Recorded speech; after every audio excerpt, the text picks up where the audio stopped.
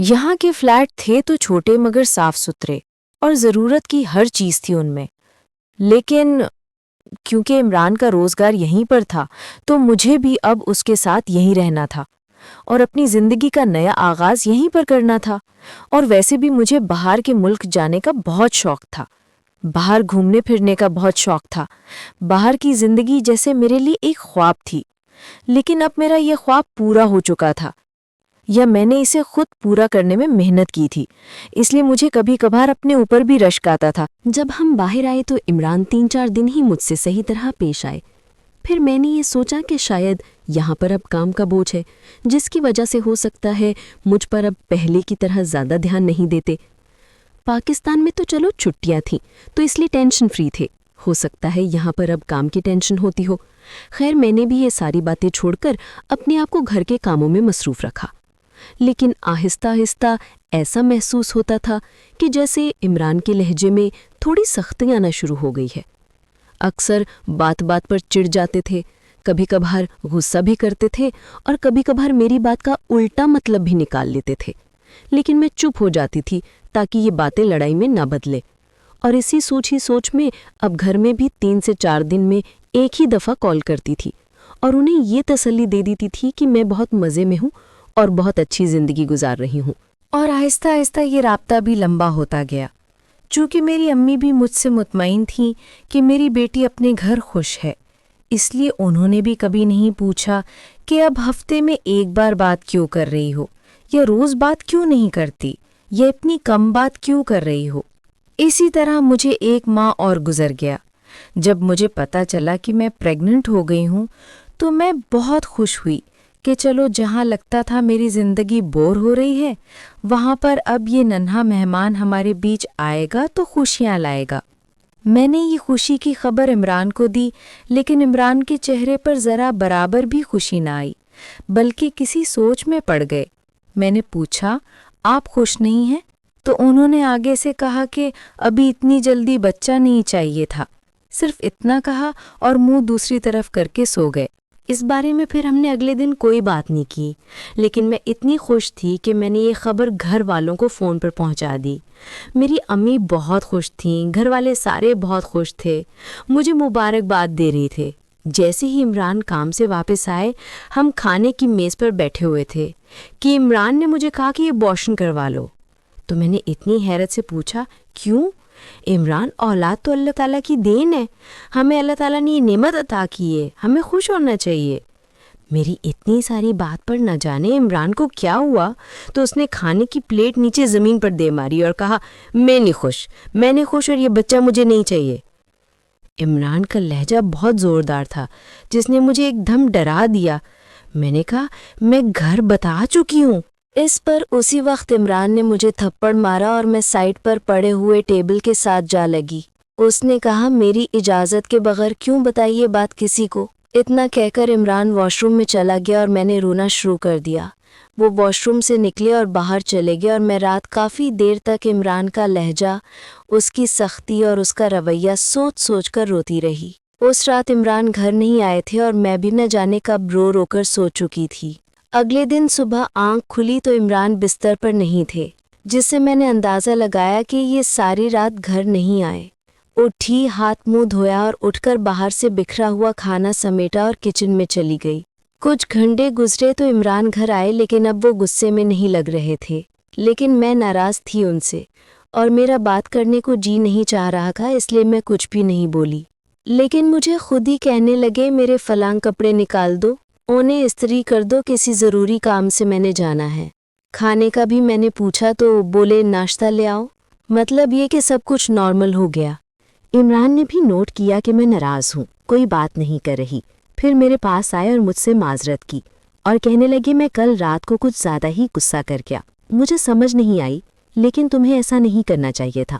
خیر آپس کی بات میں ہم میں یہ طے ہوا کہ اس بچے سے ہمیں کوئی مسئلہ نہیں، یہ بچہ اس دنیا میں آئے گا۔ میں اب مطمئن تھی اور پرسکون تھی، لیکن ان 9 ماہ میں عمران مجھ سے کافی دور ہو چکے تھے۔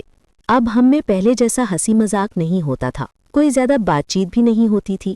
ہاں، عمران کے فرینڈز کے ہاں جب پارٹی ہوتی تھی تو پھر عمران نے مجھ سے اچھے طریقے سے بات کرنی ہوتی اور مجھے اپنے دوستوں میں لے جانا ہوتا تھا۔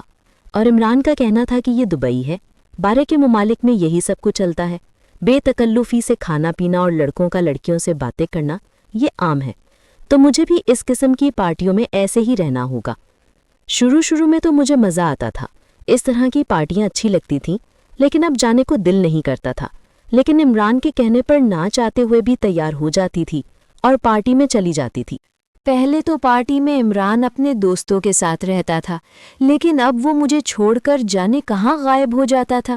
مجھے یہ بات بالکل بھی اچھی نہیں لگتی تھی، لیکن اب میری پریگننسی کی وجہ سے میں پارٹیز میں بھی نہیں جاتی تھی، اور عمران ایک ہی سوال آئے دن کرتا تھا کہ کب یہ ڈیلیوری ہوگی اور تم اس سب سے آزاد ہوگی۔ اور آخر وہ دن بھی آ گیا کہ اللہ نے مجھے ایک بہت پیاری بیٹی سے نوازا۔ میں ہاسپٹل میں ابھی بے ہوش تھی کہ میرے شوہر نے میری بیٹی کو اٹھا کر بیچ ڈالا۔ میری آنکھیں کھلی تو بنا کچھ کہے عمران مجھے گھر لے کر جانے لگا۔ میں نے پوچھا میری بیٹی کہاں ہے تو اس نے کہا گھر چلو پھر بتاتا ہوں۔ میرا دل ڈوبنے لگا۔ میں نے بار بار پوچھا تو غصہ کر کے اس نے مجھے چپ کروا دیا اور گھر لا کر مجھے بتایا کہ ایسا سمجھو جیسے کچھ ہوا ہی نہیں۔ میں نے کہا کیا مطلب؟ میں ایسا کیا سمجھوں کہ کچھ ہوا نہیں؟ عمران نے کہا تم ایسا سمجھو کہ ہماری اولاد کبھی پیدا ہی نہیں ہوئی تھی۔ میں بہت چیخی، بہت چلائی کہ میری بیٹی مجھے لا دو، کیا کیا ہے میری بیٹی کے ساتھ، کہاں ہے وہ؟ اور اتنے میں مجھے باہر صحن سے عمران کی میری امی کو خبر دینے کی آواز آئی۔ وہ فون پر کہہ رہے تھی کہ بیٹی پیدا ہوئی اور فوت ہو گئی۔ اللہ تعالیٰ کی چیز تھی، اللہ نے واپس لے لی، لیکن سعدیہ کو صبر نہیں آ رہا، جس کی وجہ سے وہ تھوڑی پریشان ہے، اس لیے میں آپ کی بات کل کرواؤں گا۔ میں نے جب یہ سنا تو میں نے عمران سے کہا میری بیٹی بالکل ٹھیک تھی، میں مان ہی نہیں سکتی کہ اسے کچھ ہو سکتا ہے، بتاؤ کہاں ہے وہ؟ تو عمران نے مجھے 2 ٹوک کہہ دیا کہ میں نے اسے بیچ ڈالا، اور خبردار یہ بات تم نے ہم دونوں کے علاوہ کسی تیسرے کو بتائی تو میں تمہارے ساتھ بھی یہی کروں گا۔ یہ سننا تھا کہ جیسے میرے پاؤں کے نیچے سے زمین ہی نکل گئی ہو۔ میں ایک دم سکتے میں آ گئی اور عمران مجھے کمرے میں چھوڑ کر خود باہر چلا گیا۔ مجھے سمجھ نہیں آ رہا تھا کہ میں کیا کروں۔ اس رات میں روتی رہی، ساری رات میں روتی رہی اور کہتی رہی کہ عمران ایسا نہیں کر سکتا، یہ ایسا تو نہیں تھا۔ جس عمران کو میں جانتی تھی وہ ہرگز ایسا نہیں کر سکتا، بس یہی الفاظ میری زبان پر تھے۔ ابھی ہفتہ بھی نہ گزرا تھا اس صدمے سے باہر آنے کے لیے جب مجھے عمران نے کہا کہ تیار ہو جاؤ، پارٹی میں چلنا ہے۔ میں نے جواب دیا مجھے کسی پارٹی میں نہیں جانا، پہلے بتاؤ میری بیٹی کہاں ہے، اسے لے کر آؤ میرے پاس۔ تو عمران نے مجھے زوردار تھپڑ مارا اور کہا مر گئی تمہاری بیٹی، میرے سامنے دوبارہ اس کا نام نہ لینا، جلدی سے تیار ہو جاؤ، 2 گھنٹے تک ہمیں نکلنا ہے۔ یہ سلسلہ پھر یوں ہی چلتا رہا۔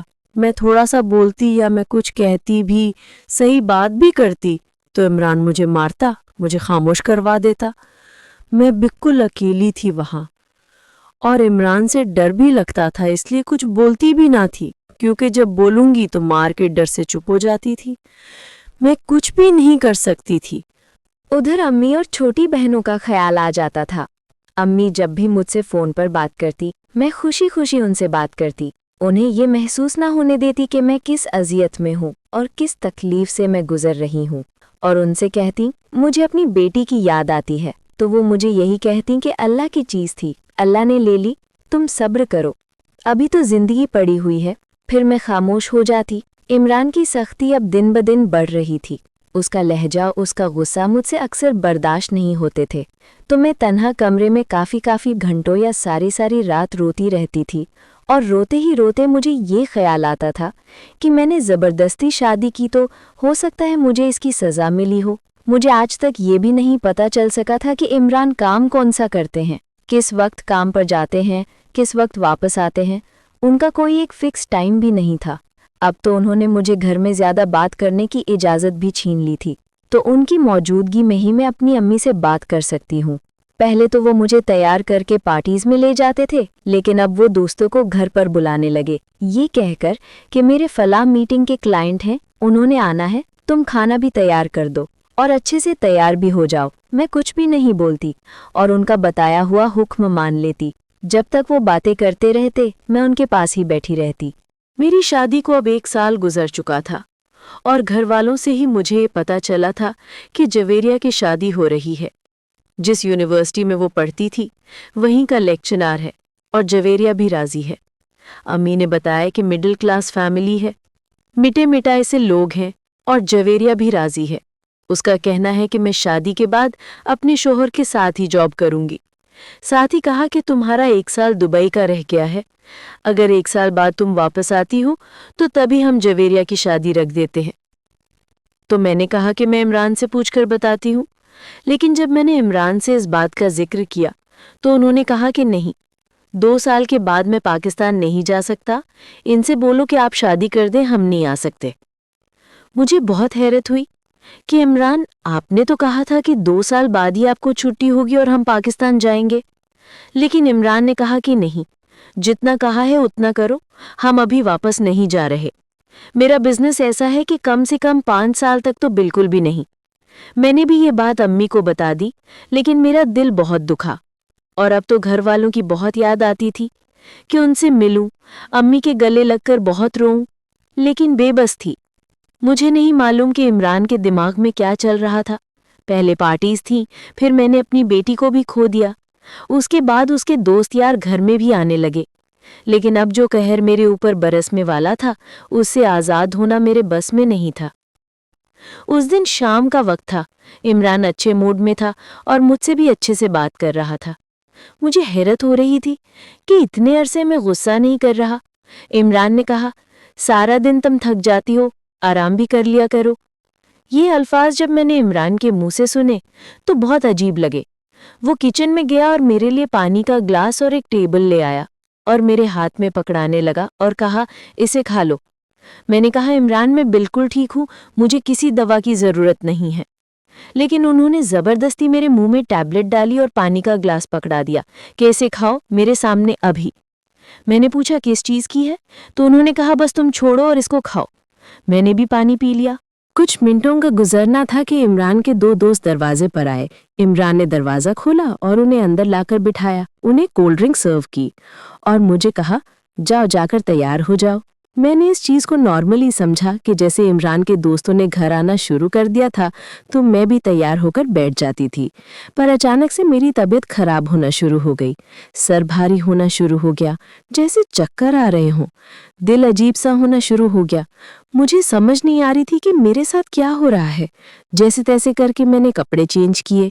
जैसा कि मेरी तबीयत खराब हो रही थी, मैंने कुछ टाइम ज़्यादा लगा दिया। तो इमरान मुझे देखने आ गए। तो तुम तैयार हो चुकी हो? तो मैंने कहा, हाँ मैं तैयार हो चुकी हूँ, लेकिन तबीयत बहुत अजीब सी हो रही है। इमरान ने बताया कि मेरे दोस्त रात यहीं रहेंगे और तुमने किसी चीज़ की कमी नहीं छोड़नी। मुझे इमरान की बातों की समझ नहीं आ रही थी, लेकिन फिर भी मैं अनजाने में सर हिला रही थी और देखते ही देखते इमरान बाहर की तरफ चले गए और उनके दोस्त अंदर आ गए। मुझे समझ नहीं आ रही थी मेरे साथ क्या होने जा रहा है। मैंने इमरान को काफ़ी आवाज़ें दी, लेकिन वो नहीं आया, या शायद मेरी आवाज़ उस तक नहीं पहुंची, क्योंकि मुझे नहीं मालूम कि वो बाहर था भी या नहीं। वो रात मेरे ऊपर कहर की गुजरी थी। उस रात के बाद मुझे खुद को ख़त्म करने का दिल कर रहा था। अपने आप पर मुझे गुस्सा आ रहा था, खुद को मारने को दिल कर रहा था, लेकिन ऐसा करने की हिम्मत नहीं हो रही थी। इमरान घर आया तो मैंने उसका गिरबान पकड़ लिया और कहा, क्यों किया मेरे साथ तुमने ऐसा? किस जुर्म की तुम मुझे सज़ा दे रहे हो? मैंने क्या बिगाड़ा है तुम्हारा? ऐसा सलूक मेरे साथ क्यों कर रहे हो? मैं तुम्हारी बीवी हूँ।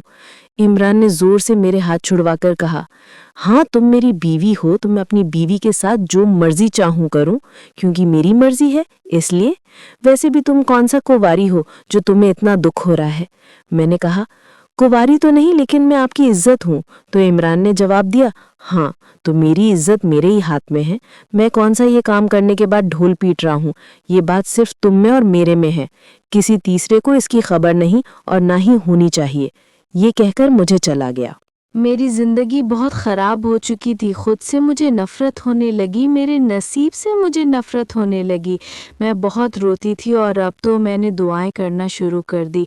अल्लाह पाक मुझे माफ़ कर दे, मेरे गुनाहों की मुझे माफ़ी दे दे। शायद ये सज़ा मेरे गुनाह की मुझे मिल रही है। जैसी ज़िंदगी मैं चाहती थी वैसी ज़िंदगी मुझे मिली, लेकिन ऐसी ज़िंदगी में कुछ भी नहीं था जिसकी मैं ख्वाहिशें करती थी। मैं दुआएं मांगती थी, मेरे अल्लाह मुझे माफ़ कर दे। मैं हर वक्त यही दुआ करती थी, मेरे अल्लाह मुझे माफ़ कर दे।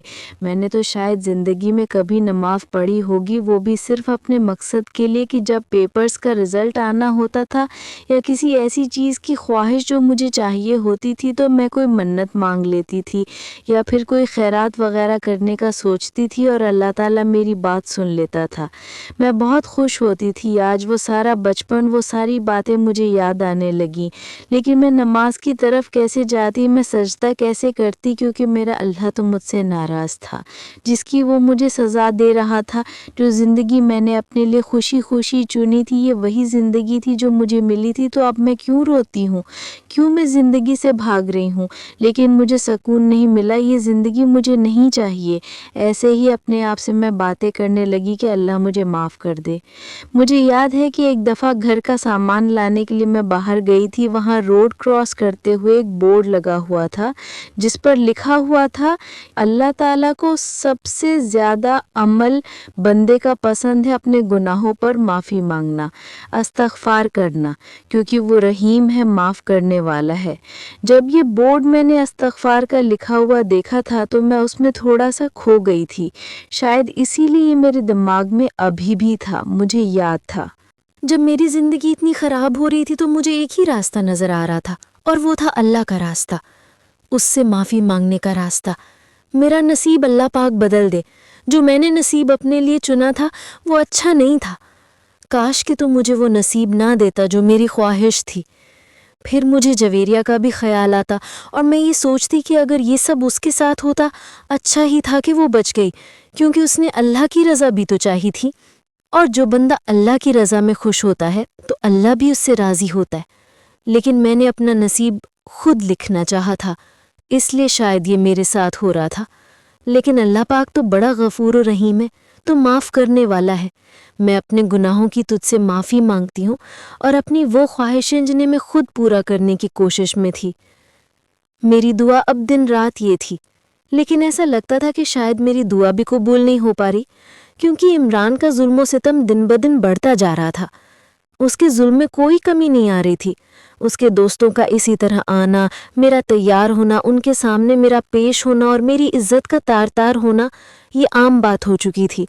मुझे कोई रास्ता नहीं नज़र आता था कि मैं कहाँ जाऊँ, और यहाँ कोई जान पहचान वाला भी नहीं था कि जिससे मैं कोई बात करूँ, क्योंकि हमारा घर एक ऐसी जगह पर था जहाँ पर इर्द गिर्द कुछ ही फ्लैट थे जिनके लोग बाहर नहीं निकलते थे। वो बस अपनी ही दुनिया में रहते थे। 6 माह का अरसा और गुजर गया। इन 6 माह में मैं 3 दफ़ा प्रेग्नेंट हो चुकी। मेरे अबॉर्शन करवाए गए। इमरान का ये कहना था कि अपनी पैदा की हुई औलाद मैंने नहीं रखी तो दूसरे की औलाद में कैसे बर्दाश्त करूं। ये लफ्ज़ मेरे कान जब सुनते थे तो मुझे खुद से नफ़रत होती थी। मुझे नहीं मालूम कि जो अय्याशी, जो आसाइशें मैंने पाकिस्तान में देखी थीं, वो कैसी कमाई की थी। वो बंगले, वो गाड़ियाँ, वो पैसा, वो धन दौलत, सब कुछ कैसे कमाया गया था। अब अमीर लोगों से मुझे नफ़रत होने लगी थी। ऐसा लगता था जैसे सारे ही अमीर ऐसे होते हैं, नाजायज़ कमाई वाले। और इतने अरसे में अब तो मेरे जिस्म में ताकत भी नहीं बची थी। मैं बहुत कमज़ोर हो चुकी थी। आँखों में हल्के आ चुके थे, जिस्म कमज़ोर हो चुका था, खून की जैसे कमी हो गई थी। बहुत जल्दी थक जाती थी। ना संवरने को दिल करता था, ना अच्छे कपड़े पहनने को दिल करता था, ना अच्छा खाने को दिल करता था। नींद के लिए लेटूं तो घंटों नींद नहीं आती थी। एक दिन मेरी बात अम्मी से हुई। वो बहुत खुश लग रही थी। पता चला कि जवेरिया के घर बेटा पैदा हुआ है। मैंने भी उन्हें मुबारकबाद दी, लेकिन मेरा दिल जैसे कट सा गया। मुझसे बात भी ना हो सकी फ़ोन पर, और मैंने कहा, ये बहाना बनाते हुए कि अम्मी दरवाजे पर कोई आया है, मैं थोड़ी देर बाद आपसे बात करती हूँ। फ़ोन रखते ही मैं बहुत रोई اور سمجھ نہیں آ رہی تھی کہ میں کیوں روئی، کس وجہ سے میں رو رہی ہوں، اپنی اولاد کی وجہ سے، جویریہ کے ہاں خوشی کی وجہ سے، یا اپنے اس نصیب کی وجہ سے جو کچھ میرے ساتھ یہاں ہو رہا ہے۔ میں کسی کو بتا بھی نہیں سکتی تھی کیونکہ آئے دن کی مجھے دھمکی تھی کہ نہ ہی پاکستان سے کوئی یہاں آ سکتا ہے اور نہ ہی تمہیں پاکستان جانے دیا جائے گا، اس سے پہلے ہی میں ختم کر دی جاؤں گی۔ اسی ڈر کی وجہ سے خاموش تھی، اور پھر گھر کی عزت کی بھی پرواہ تھی۔ تو پیچھے میری 2 بہنیں ابھی بھی تھیں جو کہ اب جوان ہو رہی تھیں۔ باپ تو پہلے اس دنیا میں نہیں تھا، بھائی بھی چھوٹا، میں کس پر بوجھ بنوں، بس یہی سوچتی تھی۔